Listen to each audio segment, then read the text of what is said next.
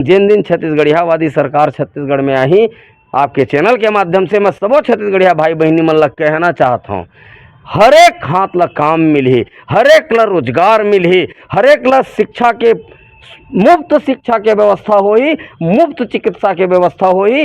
बाकी सारा मुफ्त में नहीं देना है कोई चीज ला, फोकट में चाउर, फोकट में दारू, ये जन चलत है एला खत्म करे लगे। मोर बहनी मन से आपके चैनल के माध्यम से आग्रह है, ये 1 रुपये जन महतारी वंदन योजना के मिलत 1000 रुपया, ये 1000 रुपया में हमर बेटी के अस्मित ला लूटे के इजाज़त दे सकत हन का?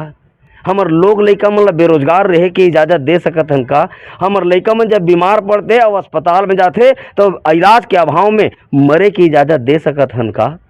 बस यही बात ला बहुत गंभीरता से समझना है। अपन बेटी बहिनी की इज्जत 1000 रुपया बर नीलाम नहीं कर सकन। हमर बेरोजगार नौजवान मन ला 1000 बर बेरोजगार नहीं कर सकन। हमर बीमार भाई बहिनी मन ला 1000 बर बीमारी में मरण नहीं दे सकन। हमर किसान मन ला आत्महत्या करे बर मजबूर 1000 में नहीं कर सकन। तेकर सेती मोर आग्रह, मोर निवेदन है, जतका बहिनी मन 1000 रुपया झोंकत हो ये सरकार के मुंह में फेंकाओ, और जन 67 ठन शराब दुकान खोला थे तेकर विरोध में रोड में उतर जाओ। छत्तीसगढ़िया क्रांति सेना जोहार छत्तीसगढ़ पार्टी आपके संग में है, आपके संग में खड़ा होई।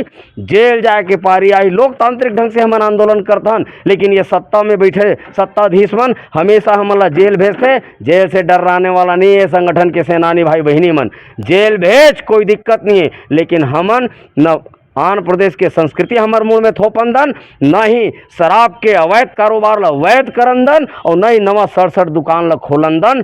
यदि पूरा छत्तीसगढ़िया समाज हमर संग में आकर के आंदोलित हो ही, तब जाकर के छत्तीसगढ़ राज के जन कल्पना हमार पुरखा मन करे है तेन पूरा हो ही। बस अत के मैं कहना चाहता हूँ।